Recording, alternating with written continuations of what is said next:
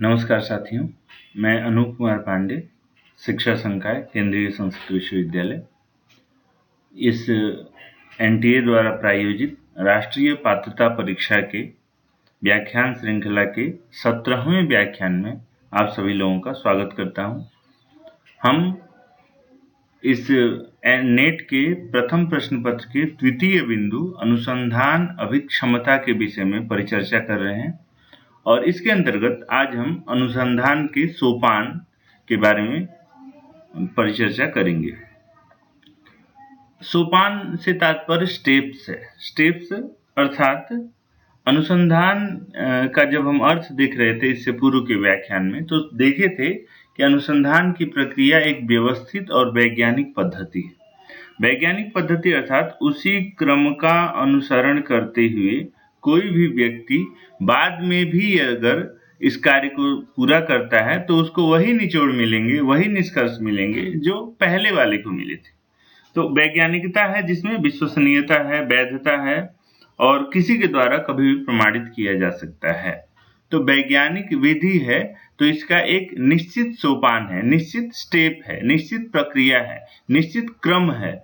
उसी क्रम से यदि अनुसंधान कार्य को पूरा किया जाए तभी वो निष्कर्ष मिलेंगे जो पहले वाले व्यक्ति को मिले थे। अन्यथा अगर कार्य की शैली में हम परिवर्तन कर देते हैं, समय में परिवर्तन कर देते हैं, जो हमने कुछ आंकड़े जुटाने थे उनमें परिवर्तन कर देते हैं, तो ऐसी स्थिति में हमारा निष्कर्ष निस्संदेह प्रभावित होगा और अगर उसी क्रम को अपनाते हैं तो कभी भी प्रभावित नहीं होगा। तो यहाँ क्रम से तात्पर्य क्या है? जिस क्रम से अनुसंधान करना चाहिए या पहले के लोगों ने किया हो, यदि हमने उसी क्रम को अपनाया, बताए गए क्रम को अपनाया, तो निश्चित ही हमारा भी निष्कर्ष प्रमाणित होगा और प्रमाणित करने योग्य होगा। साथियों, अब हम देखते हैं कि अनुसंधान के सोपान से आशय क्या है। तो अनुसंधान में वैज्ञानिक विधियों का आश्रयण किया जाता है, फलतः इसमें क्रमबद्धता होती है। इस क्रमबद्धता को ही सोपान क्रम कहते हैं। इतना स्पष्ट हो चुका है। अब सोपान मुख्यतः हैं कौन से अनुसंधान के, जिसके आधार पर हम सोपान क्रम का अनुसरण करेंगे, यह प्रश्न उठता है। तो पहला इसके अंतर्गत बिंदु है संप्रत्ययात्मक पृष्ठभूमि को स्पष्ट करना। मित्रों, संप्रत्यय शब्द का अर्थ होता है कॉन्सेप्ट, अवधारणा। दरअसल ये प्रत्ययवाद का सिद्धांत आपने पढ़ा होगा। प्लेटो ने प्रसिद्ध अपना प्रत्ययवाद का सिद्धांत दिया था। प्रत्यय का अर्थ उन्होंने विचार लिया था और भारतीय परंपरा में भी विचार को, प्रत्यय को शाश्वत सत्य माना जाता है। तो जब किसी भी तथ्य के वास्तविकार्थ, जो तत्वार्थ है, उसका ज्ञान करने का प्रसंग आता है तो उस ज्ञान की प्रक्रिया को, उस अर्थ को ही संप्रत्यय नाम से संबोधित किया जाता है। संप्रत्यय शब्द का सामान्य अर्थ हुआ वास्तविकार्थ। इसी को अंग्रेजी में कॉन्सेप्ट कहते हैं और इसी को और भी परिष्कृत रूप में लोग अवधारणा कहते हैं। दरअसल अवधारणा शब्द का भी अपना एक संदर्भ है। अवधारणा से मुख्य तात्पर्य है, अवधारणा से पहले धारणा बनती है। धारणा अवास्तविक होती है। जैसे कि आप कहीं नए जगह पर रहने गए हैं या किसी नए व्यक्ति से पहली बार में मिल रहे हैं, उसके कुछ एक कार्य प्रणाली को देख करके प्रथमतया आपके मन मस्तिष्क में उस व्यक्ति के प्रति एक धारणा बैठ जाएगी कि ये व्यक्ति ऐसा अच्छा है या बुरा है। फिर धीरे धीरे जैसे जैसे आप उसके साथ समय बिताएंगे, तब धीरे धीरे वास्तविक जो वस्तु है, वास्तविकार्थ का ज्ञान होगा कि ये व्यक्ति के बारे में हमने सोचा ऐसा था लेकिन है ये ऐसा। तो ये वास्तविकार्थ को कहते हैं अवधारणा, और जो पहले बन गई थी बिना सोचे समझे पहली बार में, उसको बोलते हैं धारणा। तो अवधारणा एक संदर्भ है। संप्रत्यय अवधारणा को ही संप्रत्यय कहते हैं, इसलिए संप्रत्यय का अर्थ हुआ वास्तविकार्थ। अंग्रेजी में इसको कहते हैं कॉन्सेप्ट।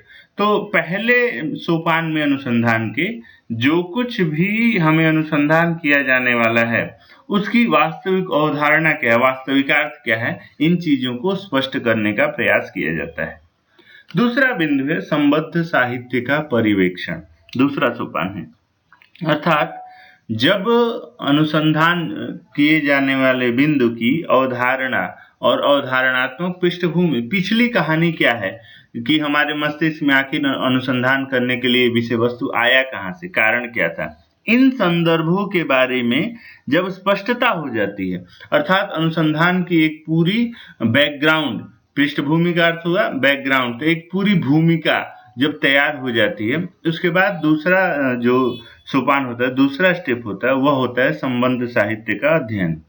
संबद्ध साहित्य से तात्पर्य है और हमारे अनुसंधान से संबंधित जो कुछ भी पूर्व में कार्य किए गए हैं, वो या तो किसी व्यक्ति के द्वारा किया गया स्वयं का अनुसंधान हो, या उस पर हमारे बिंदु से संबंधित कोई पुस्तक हो, या इस बिंदु से, अनुसंधान बिंदु से संबंधित किसी पत्रिका में छपा हुआ कोई आलेख हो, अंतर्जाल पर विद्यमान ई लर्निंग के माध्यम से उपलब्ध कोई सामग्री हो, या फिर अन्य कोई उपकरण जो प्रत्यक्ष या अप्रत्यक्ष रूप से हमारे बिंदु से, अध्ययन के बिंदु से संबंधित हो, उसको हम संबंधित साहित्य का अध्ययन या संबद्ध साहित्य का अध्ययन कहते हैं। तो इसका दूसरा सोपान है संबद्ध साहित्य का अध्ययन। तीसरा सोपान है अध्ययन विधि या अध्ययन की प्रक्रिया का स्पष्टीकरण। मित्रों, 2 स्टेप हम पूरा कर लिए। पहले में जो हम अनुसंधान करना है उसके बारे में एक पूरा आलोक हमने रखा, पूरी पृष्ठभूमि को हमने लिखा, समझा और मस्तिष्क में विचार भी किया कि आखिर इस बिंदु पर अनुसंधान करने के लिए हमारे मस्तिष्क में विचार आया कहाँ से, और आया तो फिर कैसे, क्या क्या था, किन बिंदुओं पर हमें कार्य करना था, वो हमने लिख दिया। फिर उससे संबंधित बाकी लोगों ने जो कार्य किए हैं, जो अनुसंधान किए हैं, जो आलेख लिखे हैं या पत्र पत्रिका में जो भी संदर्भ मिला, उसको हमने पढ़ा, समझा। अब हमें अपनी अध्ययन विधि को निश्चित करना होता है। इन 2 स्टेप के बाद अब हम एक निष्कर्ष पर पहुंच पाएंगे कि हमसे पूर्व के लोगों ने अगर अपने अनुसंधान को पूरा करने के लिए इस विधि का चयन किया, तो हमें अब अपने कार्य की प्रकृति के आधार पर किस अध्ययन विधि का चयन करना चाहिए, जैसे प्रयोगात्मक अध्ययन या फिर सर्वेक्षण अध्ययन या ऐतिहासिक अध्ययन या फिर अन्य कोई भी प्रकार का कार्य कारण का संबंध का अध्ययन। इस प्रकार से हमारी अपने कार्य की प्रकृति के आधार पर अध्ययन विधि का चयन करना होगा और पूरी प्रक्रिया को हम स्पष्ट करते हैं। पूरी प्रक्रिया अर्थात हम इस कार्य में कैसे कैसे क्या क्या करेंगे, यदि कोई सांख्यिकीय विधि अपनाते हैं तो वो कौन सी होगी, सोर्सेस कहाँ से लेंगे और कैसे क्या करेंगे, वो संपूर्ण प्रक्रिया का स्पष्टीकरण तीसरे सोपान में होता है।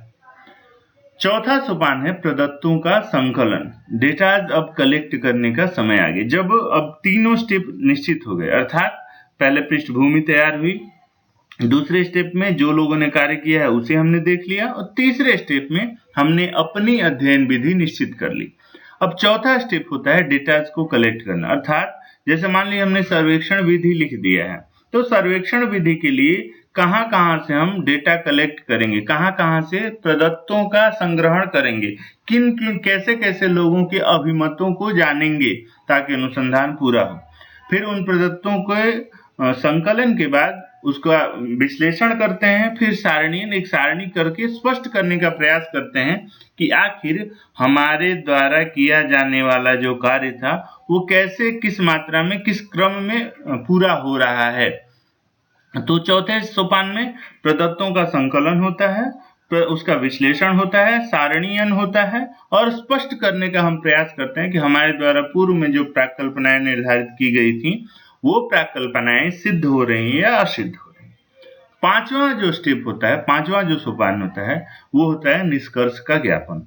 अब हम अब तक के 4 का जो सोपान है उसके आधार पर एक निष्कर्ष पर पहुंचेंगे कि हमारे द्वारा निर्धारित जो अनुसंधान की प्रकृति थी, जो कार्य प्रणाली था, उसका क्या निष्कर्ष निकला।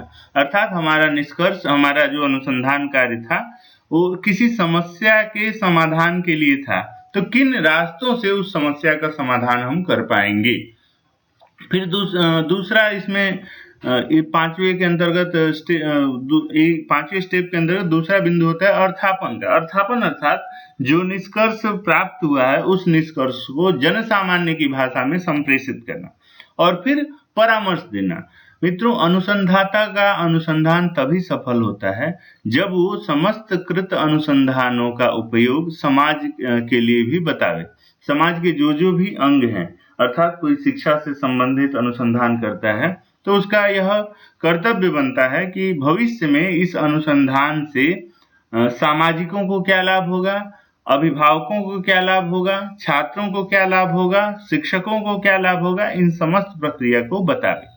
तो इस प्रकार से अनुसंधान के ये 5 सोपान हैं।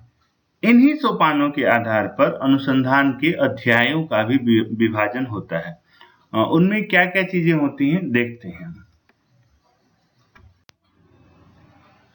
साथियों, जो हम इन सोपानों को स्पष्ट किए, 5 सोपान अनुसंधान के, इन 5 सोपानों के आधार पर ही अध्याय किसी भी अनुसंधान के 5 अध्याय होते हैं।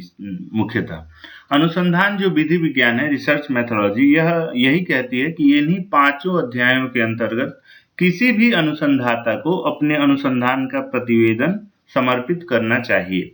ये एक तरह से स्टेप है, यही 5, इसी के आधार पे 5 ही अध्याय बनते हैं।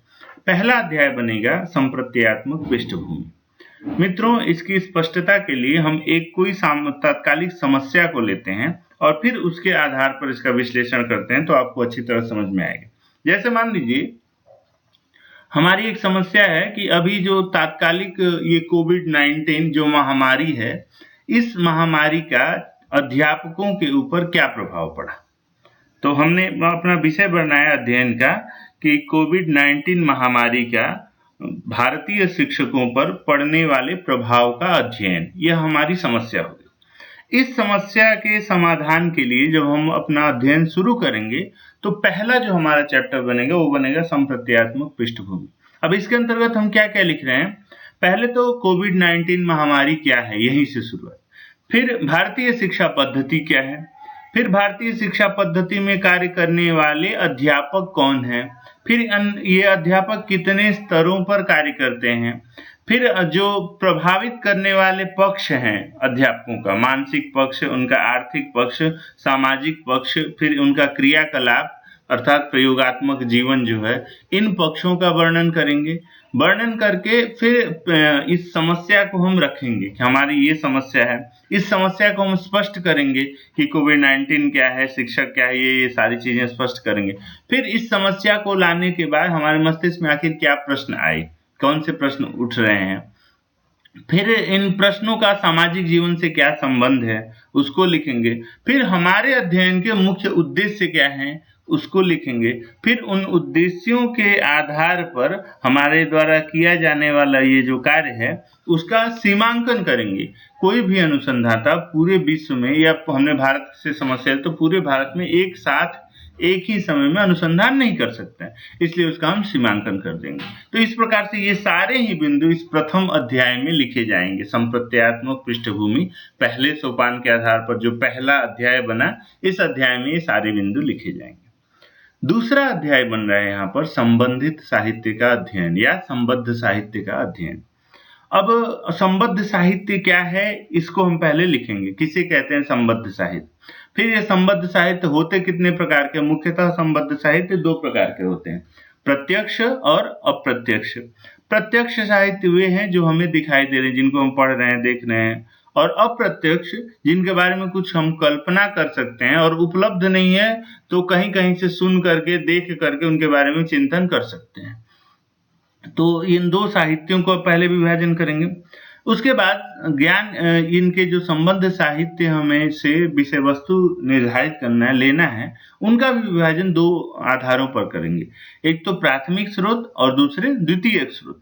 प्राथमिक स्रोत क्या है, तो जिनको अनुसंधाता स्वयं पढ़ता है, समझता है, संग्रहित करता है और अपने प्रयोग के आधार पर स्वीकार करता है, वो उसका प्राथमिक स्रोत है।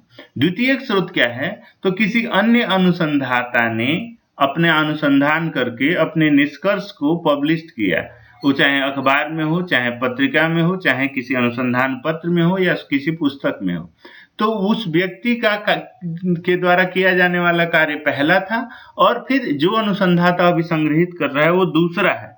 इसलिए ऐसे स्रोत को द्वितीयक स्रोत कहते हैं। तो इनको बांटेगा द्वितीयक स्रोतों को।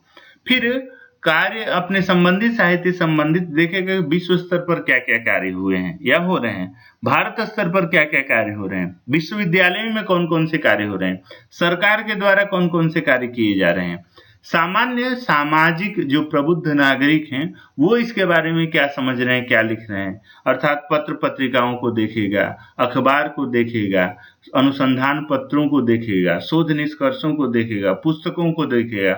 आजकल सामाजिक जो मीडिया है, सोशल मीडिया, इसमें बहुत सारे तथ्य प्रकाशित हो रहे हैं, इनको देखेगा। इन सब के आधार पर अपने समस्या से संबंधित जो कुछ भी कार्य कर रहे हैं उनको पढ़ेगा, समझेगा और इसमें उसका कुछ संदर्भ भी देगा कि उसमें संदर्भ देते से मुख्यतः 4 बातों को ध्यान रखना चाहिए। पहला, जिस व्यक्ति का हम अध्ययन कर रहे हैं उसकी मुख्य समस्या क्या थी, समस्या अर्थात किस बिंदु पर उसने कार्य किया। दूसरा, उसके अध्ययन की विधि कौन सी थी, किस विधियों को आधारित करके उसने कार्य किया। तीसरा, उसके अध्ययन का उद्देश्य क्या था। और चौथा, उसने निष्कर्ष के रूप में क्या प्राप्त किया। तो अगर हम संबंधित साहित्य का जब भी उल्लेख कर रहे हैं तो इन चारों स्टेप को, चारों सोपानों को अगर ध्यान रखेंगे तो निश्चित ही वो कारगर और स्पष्ट होगा। फिर तीसरा जो सोपान था अध्ययन विधि, उसके आधार पर तीसरा अध्याय बनता है अनुसंधान में, अध्ययन विधि, अध्ययन की प्रक्रिया। इसमें जैसा कि हम पहले चर्चा किए हैं कि अब 2 जब स्टेप क्लियर हो गए हैं तो अब हम लिखेंगे कि हमें अपने कार्य की प्रकृति के अनुरूप किस बिंदु का, किस शिक्षण पद्धति का अध्ययन करना, इसमें उल्लेख करना चाहिए, चयन करना चाहिए। तो यहाँ हमने चूंकि ली है कि कोविड-19 महामारी का भारतीय शिक्षकों पर पड़ने वाले प्रभावों का अध्ययन, ये हमारी समस्या है। तो इस समस्या के आलोक में हमारी अध्ययन विधि सामान्यतः सर्वेक्षण विधि होगी। हम सर्वे करेंगे और देखेंगे कि यहाँ शिक्षकों के कितने स्तर हैं। पहले वो देखेंगे कि 3 स्तर मुख्यतः हैं, प्राथमिक, माध्यमिक और उच्च स्तर। उच्च स्तर में भी फिर 2 प्रकार के शिक्षक हैं, विश्वविद्यालयीय शिक्षक और फिर महाविद्यालयीय शिक्षक। फिर माध्यमिक में भी 2 स्तर है, उच्च माध्यमिक और माध्यमिक। फिर उसके प्राथमिक में भी 2 स्तर हैं, पूर्व प्राथमिक और प्राथमिक। इन सब के ऊपर इनकी आजीविका क्षेत्र पर क्या असर पड़ रहा है, फिर इनके सामाजिक जीवन पर क्या असर पड़ रहा है, इनके क्रियाकलाप प्रयोगात्मक जीवन पर क्या असर पड़ रहा है। इन सब को जानने के लिए बेहतर होगा हम एक प्रश्नावली का निर्माण करें। मित्रों, प्रश्नावली वस्तुतः अगर स्टैंडर्डाइज है, प्रमाणीकृत है तो बेहतर, लेकिन स्वयं अगर बना रहे हैं तो उसके लिए कई प्रमाणित करने की विधियां हैं, जिसकी हम एक अलग से व्याख्यान में चर्चा करेंगे कि किसी परीक्षण का प्रमाणीकरण किन आधारों पर किया जाए। उसमें उसका विस्तृत रूप से चर्चा करेंगे। सामान्यतः आप समझिए कि जो प्रश्नावली हमने बनाया है वो सही है या नहीं, या उसका निष्कर्ष जो मिलेगा वो उत्तम आएगा या नहीं, वह प्रश्नावली विश्वसनीय है या नहीं, वैध है या नहीं। इन चीज़ों की जानकारी के लिए हमें कई प्रकार से उसका कई बार प्रयोग करना होगा और प्रबुद्ध जो शिक्षा शास्त्री हैं उनका सहयोग लेना होगा, परिष्कृत करना होगा।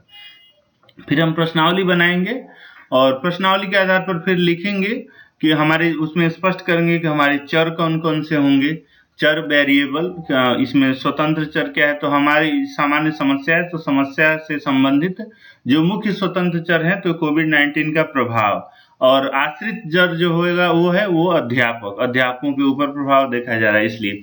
और आगे इसी में फिर हम परिकल्पनाओं का निर्माण करेंगे। पहले न्यायादर्श बनाएंगे, न्यायादर्श अर्थात कितने लोगों पर अप्लाई करना है, कितनी हमारी जनसंख्या, और न्यायादर्श सैंपल, तो कितने हमारे सैंपल लेंगे। जनसंख्या तो पूरा भारत है तो सैंपल हम कितने लेंगे, कितने टीचरों के ऊपर इस जो क्वेश्चन आया प्रश्नावली हम बनाए इसका उपयोग किए हैं। तो संपूर्ण जो भारत के शिक्षक वो जनसंख्या है और उसमें पॉपुलेशन है, और उसमें से कुछ अध्यापक जो मान ली 400-500 अध्यापकों का हमने चयन किया वो हमारे न्यायादर्श हैं, वो हमारे सैंपल हैं। यानी पूरे भारतीय अध्यापकों में से इन 500 अध्यापकों पर ही हमें प्रयोग करना है। उसके आधार पर फिर हम कुछ प्राकल्पनाएं करेंगे। प्राकल्पनाएं अर्थात अध्यापकों की सामाजिक आर्थिक स्थिति जो है वो दृढ़ हुई है या अध्यापकों की आर्थिक स्थिति कमजोर हो गई है, इसके कारण अध्यापकों का क्रियाकलाप बाधित है, अध्यापकों का प्रयोगात्मक जीवन जो है अति कठिन हो गया, प्रयोगात्मक जीवन में वो पहले जैसे अब उत्कृष्टता का अनुभव नहीं कर पा रहे। ये तमाम तरह के अर्थात 3 प्रकार की प्राकल्पनाएं होती हैं। जिसकी हम अलग से एक प्राकल्पना नाम का अध्याय बनाएंगे, व्याख्यान, उसमें परिचर्चा करेंगे।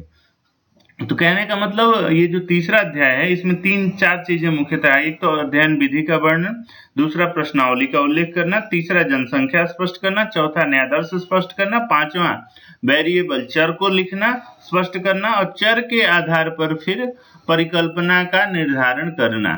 इस प्रकार से ये तीसरा अध्याय पूर्ण होगा। परिकल्पना के बाद ही तीसरा अध्याय यहीं पर समाप्त हो जाएगा। फिर आ जाते हैं चौथे अध्याय की बारी।